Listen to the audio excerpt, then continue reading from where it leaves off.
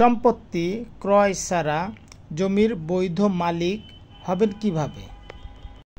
ক্রয় ছাড়াও 5টি সূত্রে জমির বৈধ মালিক হওয়া যায়।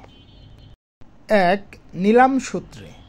সরকারি সম্পত্তি আপনি নিলামের মাধ্যমে মালিক হতে পারেন। ডিগ্রি মূলে। আদালতে চলমান কোনো মামলার যদি আপনি পক্ষ হয়ে থাকেন আর সেই মামলা যদি আপনার পক্ষে রায় হয় বা ডিগ্রি হয় সেই মূলে। 3 নাম্বার ওয়ারিশ সূত্রে। পৈতৃক সম্পত্তি আপনি ওয়ারিশ মূলে জমির মালিক হতে পারেন। 4 নাম্বার বন্দোবস্ত মূলে।